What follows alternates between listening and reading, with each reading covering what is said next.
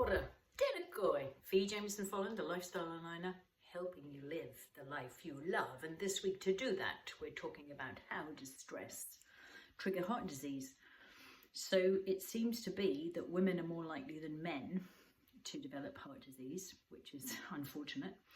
And that's for a variety of reasons, which I'm going to touch on. But how does stress trigger this heart problem, or more likely incidence of heart disease? Well, it seems to come down to the fight-flight response, which is what happens when our ancestors, if they were faced with a saber-toothed tiger, what do? They needed to decide, do we stay and fight or run?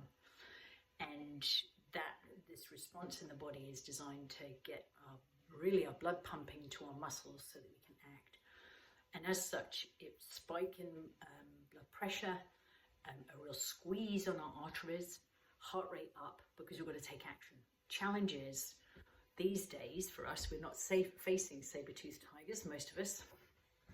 And it's become, this has become a bit of a cliche about the fight-flight response, is that it's often from, it might be a tricky email or an animated debate with someone we care about, or even with somebody we don't. Road rage can be quite common. I even find myself getting frustrated with, maybe it's somebody going slowly on the road instead of what I could be doing, which is perhaps pausing and focusing on my breath, and I am getting better at that response. However, it's something that it affects all of us, whether we're men or women. For women, there's more of a likelihood for heart disease, seemingly, because our protective hormones, estrogen, progesterone, decrease around the time of menopause. So that can be having us become uniquely vulnerable. And it's interesting, the American Heart Association shows that women are more likely to develop heart disease related to chronic stress.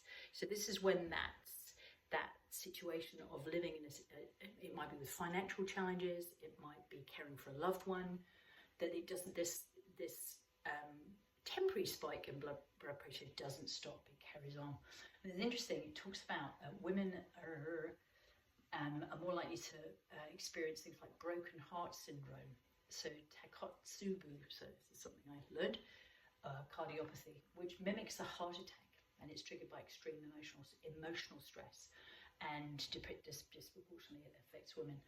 So another thing that can be there for many of us, not just women, is this desire to be perfect, and that, especially these days with things like social media, there's a real pressure to have the right body, to have the right life, the right image, and this can create this chronic stress response in our bodies that